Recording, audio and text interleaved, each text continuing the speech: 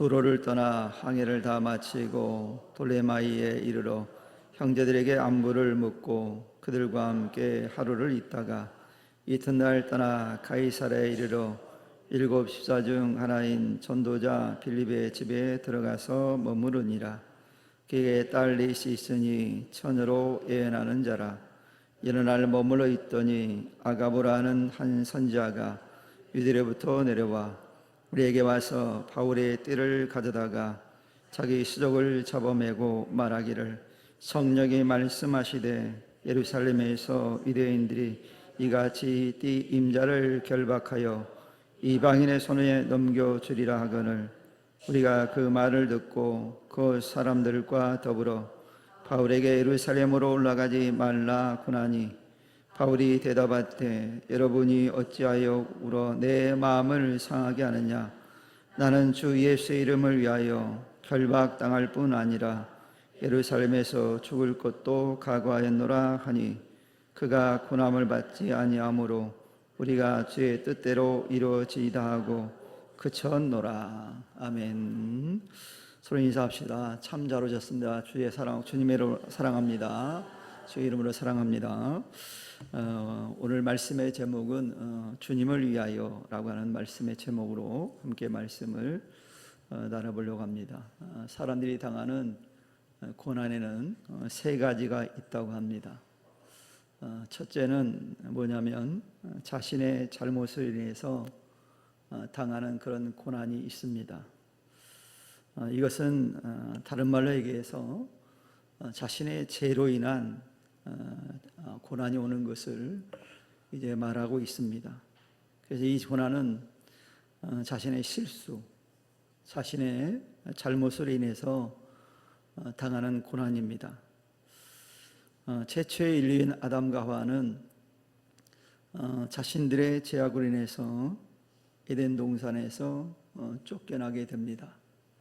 그들의 잘못은 무엇입니까? 하나님의 말씀에 대해서 순종하지 못하고 하나님이 정하신 법을 깨는 그런 잘못을 저지르게 됩니다. 결국 그래서 에덴 동산을 쫓겨나게 되었고 그들에게 내린 징벌이 뭐냐면 평생 땀을 흘려 먹을 것이 제공된다라고 그들을 징벌하셨습니다.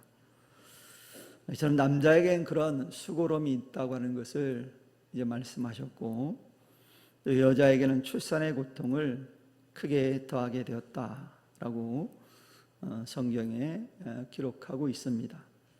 그리고 가인은 이제 동생 아벨을 죽인 일로 인해서 평생 동안 떠돌이로 살아야 하는 징벌을 받았습니다. 만약 가인이 동생을 죽이지 않았다면 그는 평생 떠돌이로 살지 않고 가족과 함께 정착해서 행복한 삶을 살았을 겁니다. 그러나 가인은 동생을 죽인 죄로 인해서 떠도는 유리하는 자가 되었다라고 말씀하고 있죠. 이 모든 것의 원인이 뭐냐? 죄의 결과 때문에 당했던 고난입니다. 즉 자신의 죄, 자신의 실수로 인해서 오는 고난이 있을 수 있다는 얘기입니다. 우리가 살아가면서 나의 실수로 인해서, 나의 잘못으로 인해서 어려움을 겪는 경우들을 우리가 종종 보게 됩니다. 근데 대부분 사람들이 자기 실수를 남의 탓으로 돌리는 경우가 많죠. 근데 따져보면 자기 잘못인 경우가 많습니다. 우리가 운전을 하다 보면 사고가 딱 나면 사람들이 딱 나온 첫 번째 하는 얘기가 뭐냐면 자기는 잘못이 없대요. 상대방이 잘못을 해서 사고가 났다고 일단 큰 소리를 빵빵 칩니다. 그리고 경찰들이 오고 보험회사 직원이 오면 또 태도가 또 달라집니다. 그리고 요즘 블랙박스라고 하는 좋은 것이 있어가지고 다 찍혔기 때문에 그걸 보면 또 사람들이 태도가 달라지는 것들을 보게 되어집니다. 이거 인정한다는 게 쉽지 않거든요. 이처럼 자신의 잘못을 인해서 생겨나는 그런 고난들이 있다라고 고난에 대해서 얘기를 하고 있고, 두 번째는 뭐냐면 자신의 어리석음 때문에 당하는 고난이 있습니다. 이 고난은 자신의 지식과 지혜가 부족해서 당하지 않아도 될 어려움을 겪는 경우를 이제 말해주고 있습니다. 이 땅에 많은 사람들이 자신의 어리석음으로 인해서 많은 어려움을 겪는 경우들이 종종 발생합니다. 예를 들면 우리가 너무 잘 아니까 이 정치인들이 자신이 한 말 때문에 어려움을 겪는 경우를 우리 방송을 통해서 가끔 봅니다. 이번에도 보니까 이 장관 후보자들이 임명이 안 된 사람들이 있더라고요. 근데 가만히 그들의 잘못을 들여다보면 그게 큰 것은 아니에요. 일반적으로 이 사회에서 많이 일어나는 일들이에요. 그런데 그들이 왜 임명되지 못하고 낙마했습니까? 작은 일을 소홀히 했기 때문이거든요. 조금만 지혜로웠다고 한다면, 조금만 더 생각했다고 한다면, 지혜롭게 행동했다면, 지혜롭게 말했다면 당하지 않아도 될 어려움들을 그들이 겪는 것을 보게 됩니다. 이 장관이라고는 얼마나 귀한 자리입니까? 근데 그 귀한 자리가 그 한 번의 실수로 인해서 낙마해버리는 그러한 일들이 일어나고 있거든요. 작은 실수예요.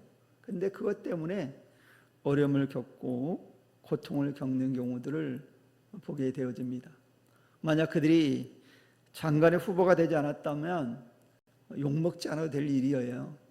그냥 주변 사람들 알고 끝날 일이거든요. 근데 어떻게 돼요? 전국적으로 알려지는, 온 국민이 아는 그런 것으로 인해서 어려움을 겪는 경우를 보게 되어집니다. 그러니 조금만 지혜롭다고 한다면 당하지 않는 어려움들을 당하고 있는 겁니다. 그래서 호세아 선지자는 이런 얘기를 합니다. 내 백성이 지식이 없어 망한다. 지혜롭지 않아서 망하고 어려움을 겪는 경우들이 참 많거든요. 교회 성도들 가운데에서도 이런 성도들이 있습니다. 좀만 지혜롭게 말하고 지혜롭게 행동하면 잘 넘어갈 일이 잘못 얘기해서 큰 문제를 일으키는 경우들을 종종 보게 됩니다. 우리가 부부싸움도 그러잖아요. 부부싸움은 보면 큰 것 때문에 싸우지 않는 거거든요. 제 경우를 봐도 큰 것 때문에 싸우는 게 아니더라고요. 심지어는 먹는 것 때문에 싸우고요. 때로는 뭐 자잘한 것들 때문에 싸우기도 해요. TV 채널 가지고도 싸우고 별 아무것도 아닌 거 가지고 부부들은 싸움이 일어납니다. 조금만 지혜롭게 남편이 대답하고 좀 지혜롭게 부인이 대답해 줬으면 싸우지 않아도 될 일이 싸움으로 번지는 경우를 보잖아요. 그래서 이렇게 얘기하죠. 좀 부드럽게 얘기할 수 없어? 그 얘기는 뭐예요? 늘 얘기할 때 부드럽게 얘기하지 않는 거예요. 남을 대하듯이 우리가 부부간에 서로 대하면 싸울 일이 없을 것 같아요. 그래서 저는 남을 대할 때 어떻게 돼요? 최대한 공손하게 대하잖아요. 제가 언젠가 우리 작은 애한테 그런 얘기를 한 적이 있어요. 뭐 우리한테는 좀 툭툭거리거든요. 근데 우리 작은 애가 굉장히 이렇게 매너가 있거든요. 사람들을 대할 때 아주 부드럽게 막 이렇게 대하는 아이예요. 근데 엄마 아빠에게는 툴툴거려요. 제가 그래서 야, 너는 엄마 아빠한테 대할 때 좀 부드럽게 대하면 안 되냐? 남들 대하듯이. 그랬더니 걔가 하는 말이 있어요. 엄마 아빠니까 그렇죠? 그러더라고요. 그래서 우리가 남을 대하듯이 대하면 정말 싸울 일이 없을 거예요. 근데 그렇지 않잖아요. 근데 우리가 가까운 사람이 그래야 상처를 가장 많이 준다고 그러죠. 근데 지혜로워야 돼요. 가까운 사람일수록 어떻게 해야 돼요? 부드럽게. 여러분들 집에 가서 연습하시기 바랍니다. 내 아내, 내 남편에게 좀 부드럽게 좀 대하세요. 그러면 가정에 뭐가 깃들어요? 평화가 깃들 줄 믿습니다. 우리 성도님들은 좀 부드러워지시기를 축원합니다. 나이가 먹으면 부드러워져야 돼요. 나이가 먹을수록 부드러워져요. 젊을 때는 그럴 수 있는데 나이 먹을수록 부드러워져요. 우리 교회 남자 집사님들 보면 이제 나이가 들어가니까 굉장히 많이 부드러워졌더라고요. 얘기 들어보면 권사님들 집사님들 얘기 들으면 집에서는 다르다고 그러더라고요. 그렇게 부드러워졌대요, 남자들이. 야, 그래서 발전하고 있는 거거든요. 이 남자들이 나이가 먹으면 부드러워져요. 그런 얘기를 하잖아요. 여자들은 나이가 먹을수록 어디로 가요? 밖으로 나간대요. 남자들은 나이가 먹을수록 집으로 들어온대.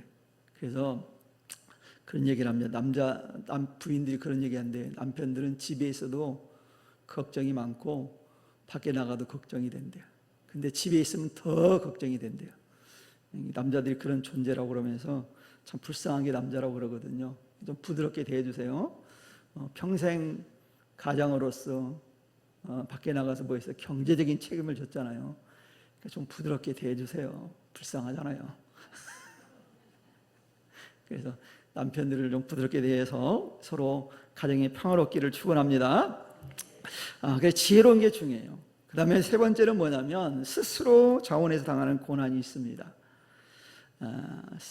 여러분, 세 번째 고난은 그래서 앞에 두 가지 고난과는 좀 차원이 다릅니다.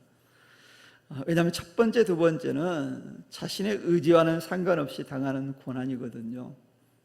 하지만 세 번째는 뭐냐면 자신의 의지가 들어있기 때문에 그래요. 오늘 본문에 보면 바울이 예루살렘에서 체포되어 로마로 가게 되면서 겪는 고난이 있을 거라고 하는 그런 내용을 기록하고 있어요. 그러니까 사전에 하나님께서 바울이 앞으로 어떻게 될 것인지 대해서 제자들에게 또 선지자들에게 알려줬어요. 그걸 알고서도 바울이 기꺼이 그 길을 가거든요. 그래서 이 바울의 고난이 세 번째 고난에 해당하는 거예요. 자원에서 당하는 고난이에요. 내용인즉 어떤 내용이냐면 바울이 예루살렘으로 올라가려고 할 때 두로에 있는 제자들과 가이사에 있는 제자들이 막 말립니다. 올라가지 말라고. 예루살렘에 가면 잡혀서 죽는다. 죽을 수도 있다. 하고 막 말려요. 그리고 아가오라고 하는 선지자는 신뢰를 들어주면서까지 죽을 수 있으니까 올라가지 말아라 라고 권해요. 그런데 이런 제자들의 만류에도 불구하고 바울은 어떻게 합니까? 스스로 예루살렘 올라가기로 결정을 해요. 바울은 자신이 예루살렘 올라가면 잡힐 것을 고난 겪는다는 사실을 잘 알면서도 스스로 올라가려고 했어요. 그러니까 이처럼 자신의 고난을 겪게 된다는 사실을 알면서도 예루살렘에 올라간 이유는 뭐였겠습니까? 그것이 예수님이 원하는 일이니까. 주님이 원하는 일이라는 거예요. 즉 예수님의 이름이 높아지기 때문에 그 길을 가겠다는 거예요. 여러분, 우리 같으면 그렇게 할 수 있겠습니까? 쉽지 않잖아요. 그걸 알아도 쉽지가 않아요. 오늘 만약에 여러분들에게 하나님께서 딱 부르셔서 저기 아프리카 가나로 선교를 가라. 그러면 아멘하고 자신 있게 가실 분 한번 손들어 보세요. 한 분도 없네요. 큰일 났네. 몇 분은 나와야 되는데. 저도 목사지만 아멘하고 가기 쉽지 않을 거예요. 왜냐하면 가나까지 가려면 비행기를 한 번 타고 가지 못하거든요. 그 엄청난 시간이 걸립니다. 그냥 가라고 해도 쉽지 않은데 평생 거기 가서 살려고 그러면 못 갈 거예요. 왜요? 언어도 다르죠. 문화도 다르죠. 그게 주님의 뜻인데도 그걸 고백하고 가기란 쉽지 않아요. 근데 바울은 어떻게 고백해요? 자신이 고난을 겪는 일이라 할지라도 그 길이 주님께서 원하는 길이라고 한다면 기꺼이 순종하겠다는 거예요. 거기에 다른 이유가 필요 없는 거예요. 주님이 원하시는 일이라는 거예요. 하나님의 계획이라는 거예요. 그러니 가겠다라는 거예요. 자신 앞에 죽음이라고 하는 것이 그 앞에 기다린다 할지라도 기꺼이 가겠다고 그가 고백하고 있는 거예요. 여러분, 적어도 오늘날 믿는 우리에게도 바울과 같은 자세가 필요합니다. 주님의 뜻이라면, 주님이 원하시는 일이라면, 내게 좀 손해가 된다 할지라도, 내게 좀 어려움이 올려온다 할지라도 주님이 원하시는 일이라면 순종하고 가야 되는 거예요. 예를 들어 가정으로 비유하면 내 아내가 원하고 내 남편이 원하는 일이라면 할 수 있어야 되거든요. 이게 부부관계가 좋은 사람들이에요. 나쁜 사람은 어때요? 부부관계가 안 좋은 사람은 내가 저 인간을 위해서 왜 죽냐고 그럴 거예요. 그렇잖아요. 내가 살아야지. 어떤 사람이 나와 비유를 드는데 모르는 사람과 자기 아내가 물에 빠졌대요. 그랬더니 남편이 누구 구했을까요? 자기 아내 안 구하고 딴 여자 구했대. 그 열받더래 부인이. 집에 와가지고 당장 이혼하자고 그랬대. 안 돼. 그러면 안 되잖아요. 누구를 구해야 돼요? 자기 아내를 먼저 구해야죠. 우리는 사랑하는 사람을 먼저 구하게 돼 있는 거잖아요. 하나님 우리를 사랑하기 때문에 우리를 구원하기 위해서 독생자 예수님을 보내주신 거잖아요. 우리 사랑하지 않으면 안 보냈을 거예요. 네, 사랑했기 때문에 가능한 거예요. 그래서 오늘 바울은 자신에게 손해가 되고 죽음의 길이라 할지라도 그 길을 순종하고 가겠다는 거예요. 이게 믿음의 자세고 하나님 말씀에 대한 신뢰하는 자세가 바로 이런 자세거든요. 이처럼 하나님 말씀에 순종하는 자를 하나님은 크게 쓰십니다. 불순종하는데 하나님이 쓰실 이유가 없잖아요. 여러분, 이스라엘 백성들이 출애굽하고 모세가 12명의 정탐꾼을 보냈습니다. 그런데 10명은 부정적 보고를 하죠. 앞의 내용은 뭐 부정적이지 않다고도 볼 수 있어요. 왜냐하면 있는 사실을 그대로 얘기했으니까. 결론적으로 그랬어요. 우리는 정복이 불가능하다. 아니, 하나님이 주신다고 했는데, 하나님이 가나안 땅을 갈 수 있다고 말씀했는데 그들 못 간다는 거예요. 근데 여호수아 갈렙은 어땠습니까? 된다. 하나님께 약속하지 않았느냐? 저는 우리의 음식이라고 했어요. 밥이라고 그랬어요. 개혁성경에는. 그러니까 능히 우리가 가나안 땅에 들어갈 수 있다라는 믿음을 가졌어요. 왜요? 하나님이 약속이기 때문에. 결국 누가 쓰임 받았습니까? 여호수아 갈렙이 쓰임 받았어요. 심지어 갈렙은 85세예요. 자기들에게 정복되지 않는 땅을 달라고 직접 얘기해. 내가 정복해서 땅을 가질 테니까 그 땅을 내게 달라고. 야, 멋지지 않습니까? 저는 칼렙이 많이 기록되지는 않았지만 정말 멋진 사람이라고 생각해요.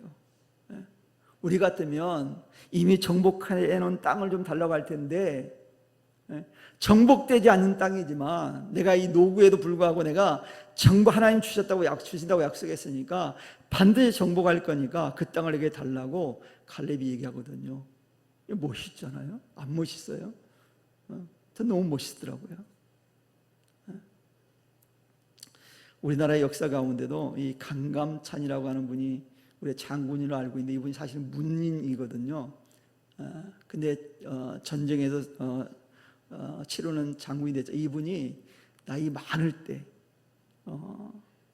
전쟁을 이겼거든요. 멋있다고 생각돼요. 저는 젊을 때면 그럴 수 있겠다 하는데, 나이 많은 할아버지가 나 전쟁에 나가서 이긴 거거든요. 멋있지 않습니까? 그래서 여러분, 노년에 하나님 위해 쓰임 받는 거 복된 거예요. 쓰잖아요. 늦게까지 쓰시잖아요. 얼마나 감사해요. 여러분, 구약 성경에 보면 다니엘서에 보면요, 이 다니엘이라는 사람이 자기 눈앞에 죽음이라는 얘기가 다가왔습니다.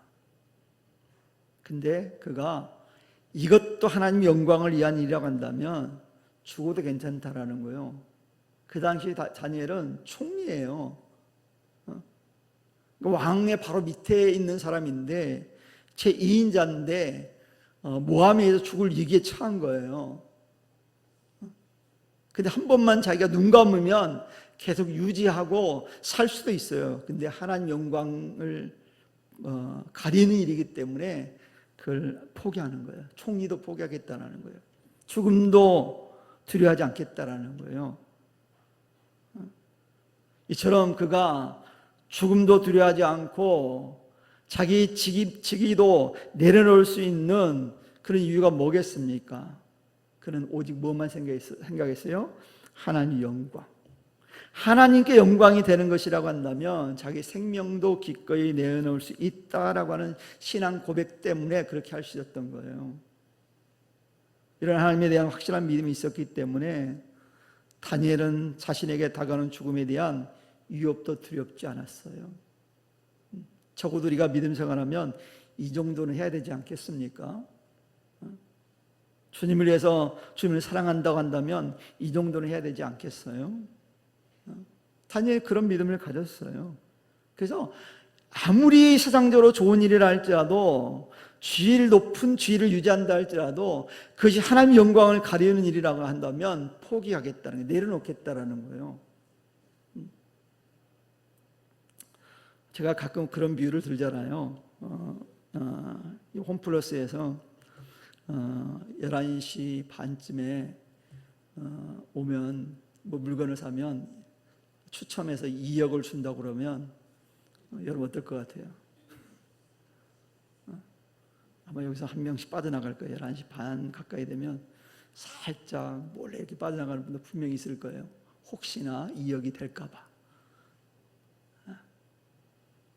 근데 끝까지 자리를 지키는 사람도 있을 거예요. 왜요? 믿음 때문에 지키는 거예요. 하나님께 영광이 안 된다고 생각하면 안 가는 거예요. 세상도 아무리 좋은 일이라 할지라도, 보장된 일이라 할지라도 하나님께 영광이 되지 않는다고 한다면 그걸 버릴 수 있는 거예요. 다니엘의 믿음이 바로 그런 믿음이었어요. 우리 사랑하는 성도들도 이런 믿음 갖기를 축원합니다. 그런 믿음 갖기 싫으세요? 그런 믿음 가지면 하나님이 여러분을 엄청나게 축복하실 거예요. 여러분, 바울이 자기 죽음에 대해서 두려워하지 않았던 이유는 자신이 가는 길이 주님께 영광이 되는 길이라는 것을 알았기 때문에 그런 거예요. 여러분, 인간에 대해 두렵지 않겠어요? 죽음에 대한 부분은 다 있죠. 없는 사람이 없을 거예요. 주님도 심지어는 십자가를 지기 전에 어떻게 기도하셨습니까? 이 잔을 옮길 수만 있으면 옮겨달라고 그랬어요. 그것은 인간의 모습으로 예수님의 모습을 표현한 거거든요. 인간은 다 누구나 두려워할 수 있다는 거예요. 그런데 뭐라고 기도하십니까? 아버지 원대로 마옵시고, 내 원대로 마옵시고 아버지 뜻대로 되기를, 아버지 원대로 되기를 원한다고 그랬잖아요. 내 원대로 하지 말래요, 주님께서. 나는 그걸 원하지만 하나님이 그걸 원하지 않는다면 나는 십자가 길을 가겠습니다라는 고백이잖아요. 인간으로서는 두렵지만 그게 사명의 길이라면 가겠다는 고백이잖아요. 이런 것처럼 사도 바울이 그랬어요. 그런 자신에게 다가온 고난을 보면서 뭘 봤냐면 주님께서 자신을 위해 당하신 고난을 그가 보았어요. 주님의 고난이 얼마나 큰지를 그는 알잖아요. 왜 주님이 십자가에 죽으셨는지를 알잖아요. 그러니 자기가 가는 길은 별거 아니란 이거예요. 그래서 그는 주님을 생각하면서 스스로 고난의 길을 선택한 거예요. 그리고 바울은 복음 증거에 대한 분명한 목표와 계획이 있었거든요. 그걸 주님이 그걸 원한다는 걸 알았거든요. 이제는 분명한 목표가 있으면 그 목표를 이루기 위해서 고난도 감수할 수 있는 거예요. 여러분, 예수님도 구원이라는 하나님의 계획을 완성하는 데 있어서 당하는 고난이라면 십자가의 고난도 마다하지 않으셨잖아요. 왜냐하면 그걸 통해서 우리 인간을 살리려고 하는 하나님의 뜻이 있었기 때문에. 하나님의 뜻인 거예요. 하나님의 뜻은 뭐냐면 예수님 십자가를 지는 것이 하나님의 뜻이라는 걸 너무 잘 알기 때문에 그 뜻을 이루는 데 있어서 십자가의 고난은 문제될 게 없는 거예요. 그래서 주님은 묵묵히 그 길을 걸어가시는 거예요. 그러니 그 은혜가 얼마나 큽니까? 그러니 이제 우리도 주님 믿는 성도로서 주님을 위해서라면 어떤 고난과 어려움이 우리 앞에 다가온다 할지라도 두려워하지 않기를 바랍니다. 왜냐하면 우리 고난을 통해서 주님께서 영광 받으시기 원하시기 때문에 우리의 고난이 주님께 영광이 될 수 있어요. 여러분, 우리 앞에 다가오는 고난에 대해서 야고보 선생은 이런 얘기를 합니다. 내 형제들아, 너희가 여러 가지 시험을 만나거든 온전히 기쁘게 여기라. 시험을 만나는데 기쁘게 여기래요. 그럼 야고보 선생이 말로만 그렇게 얘기한 걸까요? 아니에요. 자신이 그런 체험들을 한 거예요. 경험한 걸 얘기한 거예요. 고난이 얼마나 유익한지를 그는 경험했기 때문에 그는 고백을 한 거예요. 그리스도인이 당하는 고난은 고난이 끝이 아니라는 사실 너무 잘 알고 있기 때문에 이같이 말씀한 거예요. 그리스도인의 고난은 고난이 끝이 아니라 축복의 시작이라는 걸 너무 잘 알기 때문에 야고보 선생이 그렇게 얘기한 거예요. 여러 가지 시험을 만나거든 온전히 기쁘게 여겨라. 하나님 만날 수 있는 기회라는 거예요. 그러니 감사할 수밖에 없잖아요. 그러니 기뻐할 수밖에 없잖아요. 축복의 시작인데, 이 고난을 지나고 나면 축복인데. 여러분, 마라톤이 42.195를 뛰잖아요. 근데 가장 힘든 지점이 있대요. 마라톤 언제인지 아세요? 몇 킬로쯤인지 아세요? 혹시? 35km 지점이 가장 힘들대요. 그게 죽음에 이르는 순간이래요. 그래서 그때 웬만한 선수들은 떨어진다는 거예요. 그래서 35km 지점에서 이제 거의 1, 2, 3위만 남는데요. 그만큼 힘들다는 거예요. 그걸 이겨야 영광을 얻는 거예요. 면류관을 받잖아요. 등수 안에 들잖아요. 그러니까 어려움이, 고난으로 끝나는 게 아니에요. 그걸 극복하면 엄청난 축복이 기다리고 있는 거예요. 영광이 기다리고 있는 거예요. 그래서 야고보 선생은 그 얘기를 하고 있는 거예요.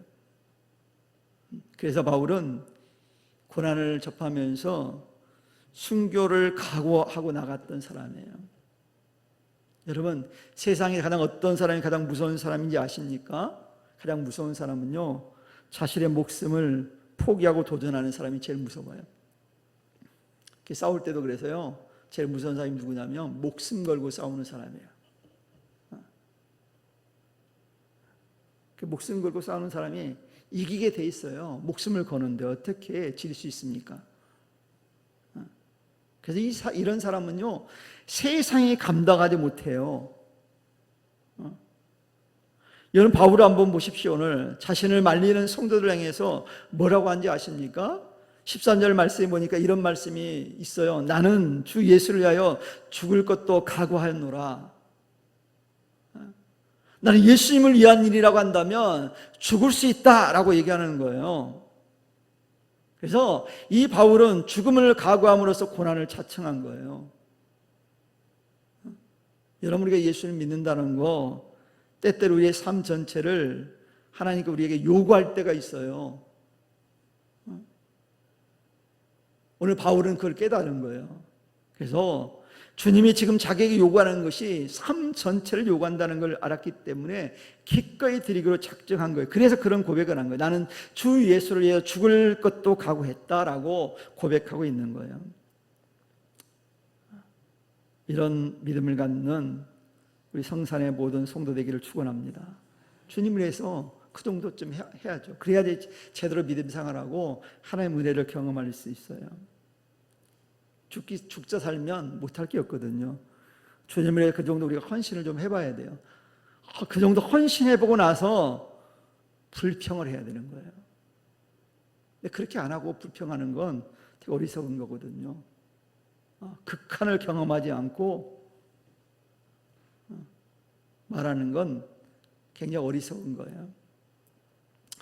여러분, 이런 모습이 성경 에스더에 보면 나옵니다. 에스더에 보면 어떤 일이 있냐면 유대인들이 몰살당할 위기에 처해집니다.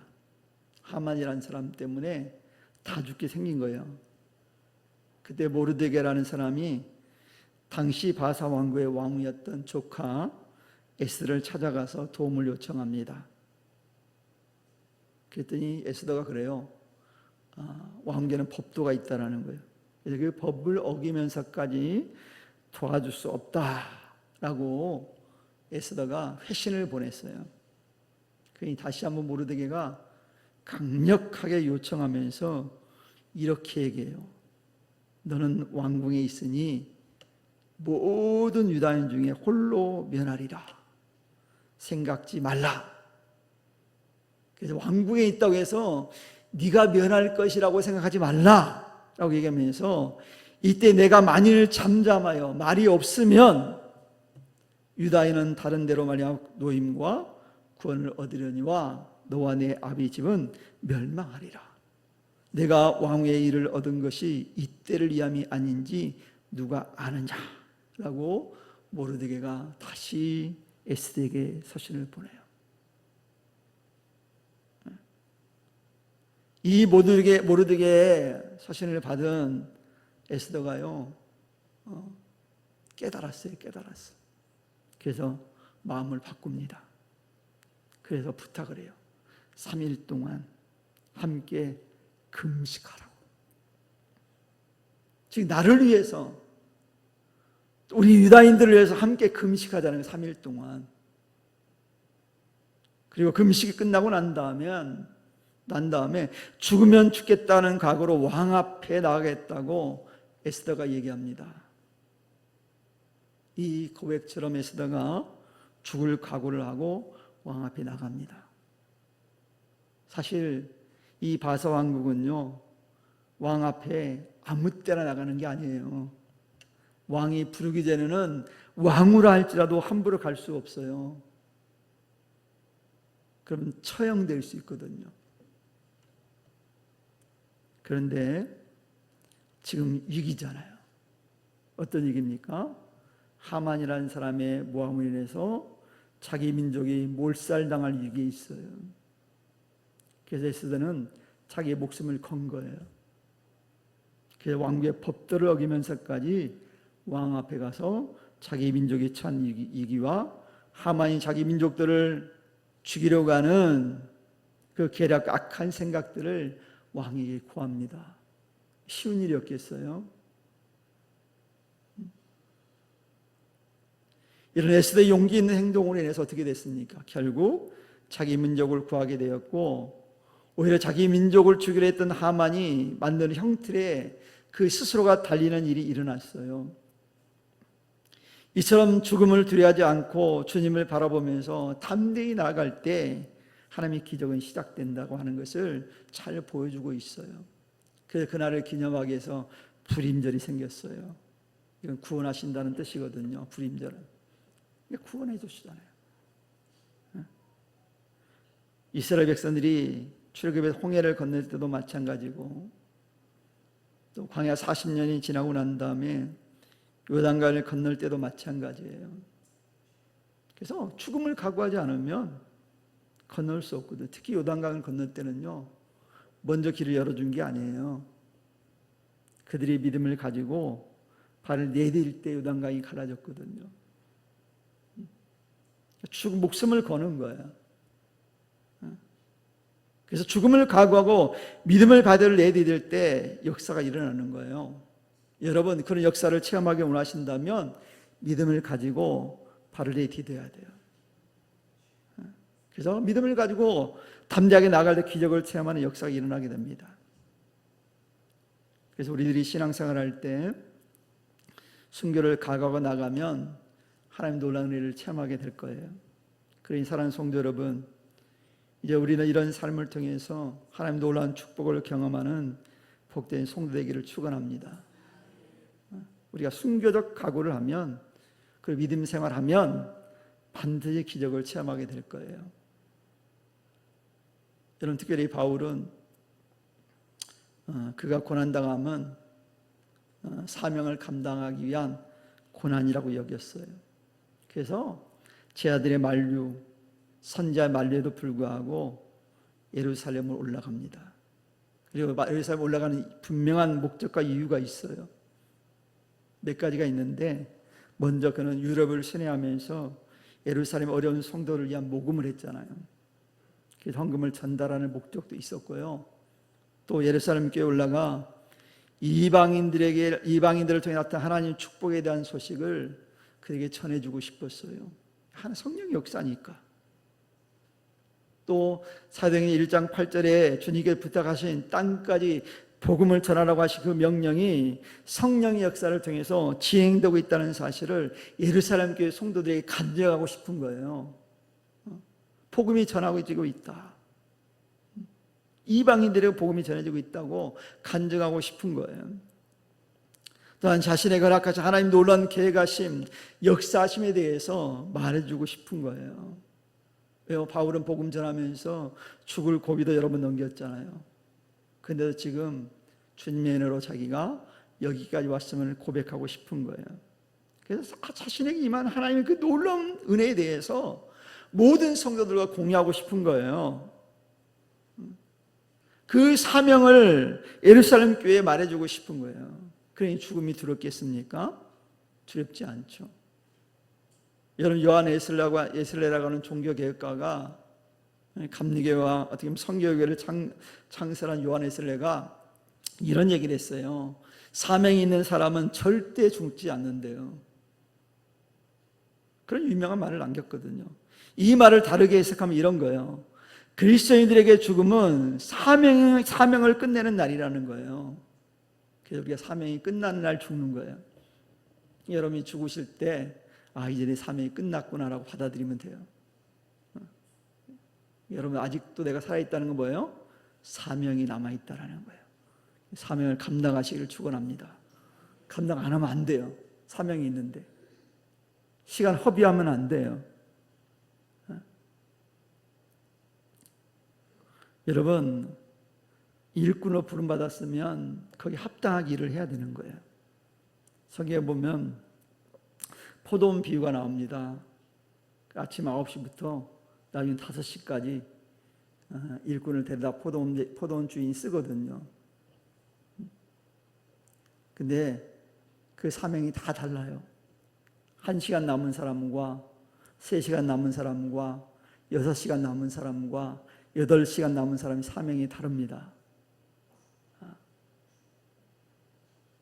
근데 거기 보니까 포도원 주인이 임금을 어떻게 줘요? 다 똑같이 줘요. 그게 우리가 인간적으로 생각할 때는 하나님 그게 불의합니다라고 말할 수 있지만, 우리 하나님의 의로움을 내가 마음대로 해석하면 안 되거든요. 근데 거기 분명히 타당한 이유가 있었을 거예요. 주님이 아마 맨 마지막에 쓰임받은 사람은 그 정도밖에 할 수 있는 능력을 가지고 있지 않은 사람이었을 거예요. 그리고 어떻게 보면 그 사람은 그 하루 일을 하지 않으면 가정이 살 수 없는, 그 포도원 지기의 은혜가 없으면 살 수 없는 사람이었기 때문에 그만큼 준 거예요. 그게 하나님의 의예요. 어떻게 보면 예를 들어 1억 가진 사람과 1,000만 원 가진 사람과 100만 원 가진 사람의 차이예요. 아침에 들어간 사람은 1억을 가진 사람이에요.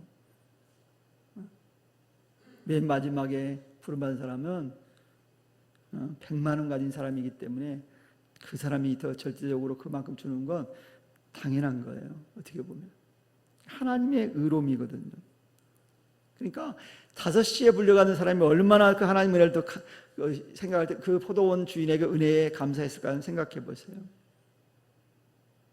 여러분, 사명 끝나는 날까지 여러분 사명을 감당하시기를 축원합니다.